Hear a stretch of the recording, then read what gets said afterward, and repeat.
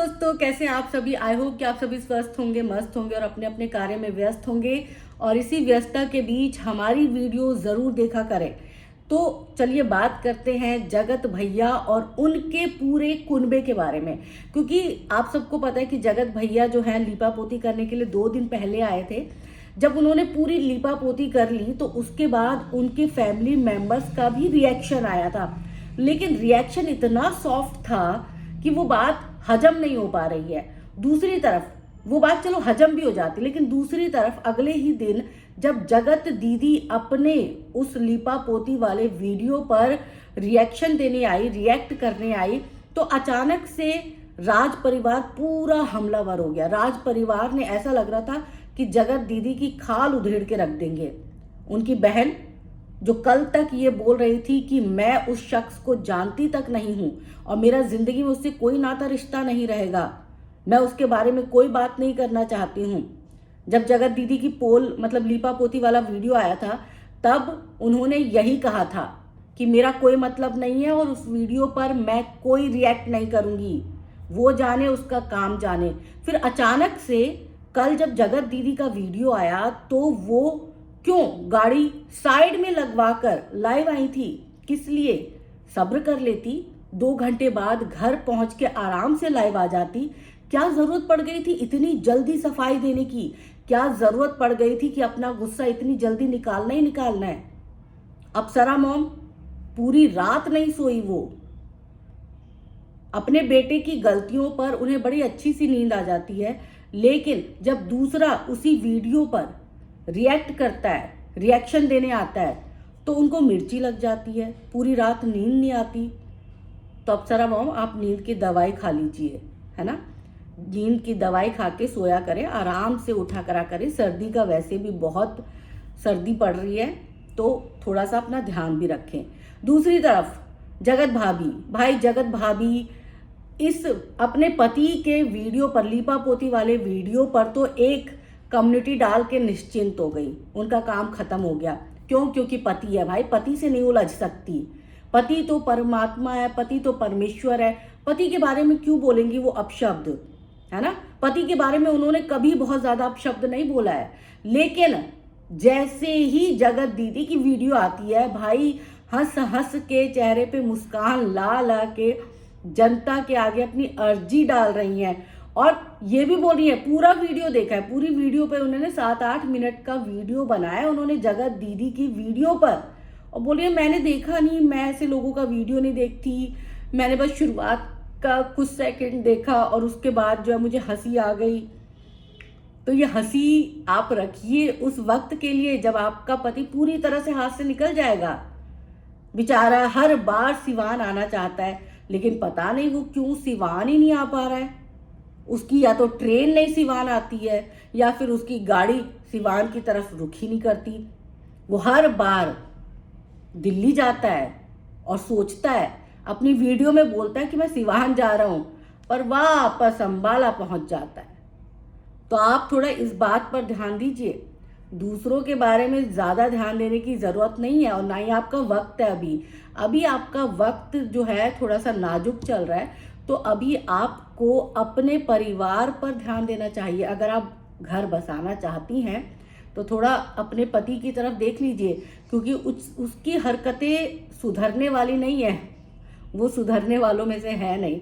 मतलब बंदा कैसा इंसान है। 2 महीने पहले जिसके बारे में वो बकवास बातें कर रहा था, बकवास नहीं, जो भी बोल रहा था, हो सकता है वो सही हो, ऐसा नहीं है। आप सब में से बहुत सारे लोग उठ के आ जाएंगे कि भाई आप यानी कि क्लीन चिट दे रहे हो जगत दीदी को। मैं कौन होती हूँ क्लीन चिट देने वाली? भाई 2 महीने पहले ही जगत भैया ने उनके बारे में जो भी बातें कही थी, 2 महीने बाद, 1.5 महीने बाद आपका पति खुद आके उस बात पे लीपा पोती कर रहा है। तो समझ जाइए कि आपके पति के दिल में अभी भी कौन बसी हुई है।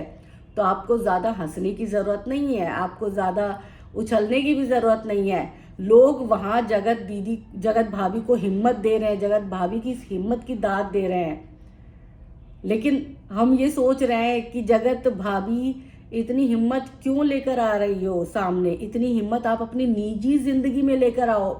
वहां पर मेला घूमने से अच्छा है कि अंबाला आओ, अपने पति को संभालो। बेलगाम हो चुका है, ना अपने माँ बाप के कंट्रोल में है, ना पत्नी के कंट्रोल में है, ना समाज के कंट्रोल में है, ना फैंस के कंट्रोल में है। बस एक ही बंदी है जो उसको कठपुतली की तरह घुमा रही है। और आप बोल रही हो कि तुम होती कौन हो ये बोलने वाली, तुम कौन होती हो? तो भाई वही होती है सब कुछ। तो अभी तक आपको पता नहीं चला क्या?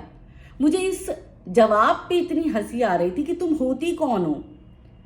अच्छा है, कॉन्फिडेंस होना अच्छा है, लेकिन ये सवाल गलत किया आपने, गलत इंसान से किया है। वही तो होती है, वही बोलेगी तभी आपका घर बसेगा। आप भूल जाती हैं बार बार। अभी ज्यादा वक्त नहीं हुआ है, लेकिन आपकी याददाश्त थोड़ी सी कमजोर हो गई है। तो अपनी याददाश्त के लिए कुछ अच्छी पौष्टिक चीजें खाइए और साथ ही साथ अपने घर को बसाने के बारे में सोचिए। एक साथ सारे के सारे वीडियो बना के जगत दीदी के बारे में बोल रहे हैं। जगत दीदी गलत है, ये सबको पता है, लेकिन आप सबके वीडियो बनाने का मकसद ही जगत दीदी है, वही सेंटर है। ये बात लोगों को अभी तक हजम नहीं हो रही है। लोग खुद बोल रहे हैं कि 2 महीने पहले जो जगत भैया ने बोला था उसमें सच्चाई थी, और अब जो है वो लीपापोती कर रहा है। लेकिन आप सब अपने अपने एंगल से बातों को लेकर आ गए हो कि ये औरत ऐसी है, ये औरत वैसी है, इसने मेरे बेटे को अपने वश में कर रखा है। तो आपका बेटा क्या दूध पीता बच्चा है? आप खुद अपनी वीडियो में बोल रही हैं अप्सरा मोम जी कि मेरा बेटा क्या दूध पीता बच्चा है। तो अब आप डिसाइड करिए कि दूध पीता बच्चा है या नहीं है, क्योंकि वो तो अभी भी कंट्रोल में है दूसरे के, है ना। तो आप सबको ये सारा वीडियो बंद करना चाहिए। आप सबको थोड़ा सा अपने बच्चे पर पर्सनली ध्यान देना चाहिए। वीडियो के माध्यम से बातें मत बनाइए कि मतलब मैंने सुबह शाम दोपहर 3 टाइम वीडियो डाल दी अपने बेटे के बारे में, मैंने अपनी चिंता वीडियो के माध्यम से जाहिर कर दी, मेरी रिस्पॉन्सिबिलिटी खत्म हो गई। मैं पत्नी हूँ, मैंने 2 टाइम अपने पति का जिक्र कर दिया, मैंने दूसरी औरत के बारे में सर पीट लिया, तो मैं पत्नी का फर्ज निभा के मुक्त हो गई हूँ। ऐसे नहीं होता। आपका पति है, आपको ही कंट्रोल करना पड़ेगा। कोई दूसरा कंट्रोल करेगा तो आप बोलेंगी मेरे पति को कंट्रोल करती है, और फिर आपको बुरा लगता है। आपने अपने कंट्रोल छोड़ा है तभी तो दूसरे ने कंट्रोल पकड़ लिया है ना। तो जाइए अपने पति को कंट्रोल में कीजिए, यही वक्त है। वहां से लात पड़ी होगी तो आपके दामन के पास फिर से आ जाएगा, फिर से आपकी गोद में सर रख के आंसू बहाएगा। तो इस वक्त का फायदा उठाइए, मेला मत घूमिए। सर्दी भी बहुत है, ठंड में भी अपना ध्यान रखिए, और अपने आसपास होने वाली गतिविधियों से भी अपना ध्यान रखिए। और भैया जी, छोटे भैया जी जा रहे थे, अंबाला जा रहे थे भाई को सहारा देने के लिए। आपको क्या लगता है आपके भाई को सहारे की जरूरत है? आपके भाई को सहारे की जरूरत नहीं है, आपके भाई को मनोचिकित्सक की जरूरत है, उसको इलाज की जरूरत है। पता नहीं, सुबह सुबह तो ठीक रहते, शाम होते अंधेरा घिरते ही मस्त हो जाते हैं। कुछ तो होता है। उनको बोला इतना ना किया करा करे, इतना ना लिया करा करे, नुकसान करता है। अभी तो फिर भी यहाँ तक कंट्रोल है, लेकिन कुछ समय के बाद दिमाग चलने लग जाता है, अपने आप फील होने लगता है कोई पीछा कर रहा है, कोई मेरे आगे पीछे है, कोई मुझे कुछ नुकसान पहुंचाना चाहता है। इस तरह की चीजें आने लग जाती हैं। समझ रहे ना आप मैं क्या बोल रही हूँ? नहीं समझ रहे तो आप सब जाइए, अंबाला जाइए, हरकतों पर ध्यान रखिए। भैया जी क्यों नहीं आ रहे सिवान? भैया जी क्यों दिल्ली चले जाते हैं, लेकिन दिल्ली से सिवान तक उनके कदम नहीं उठते हैं, है ना। और अभी भी बोल रहे हैं कि मैं सिवान नहीं जा रहा हूँ, नए साल पे देखेंगे। तो नए साल पे क्या देखेंगे? नए साल पे वो दोबारा से किसी और को देखेंगे।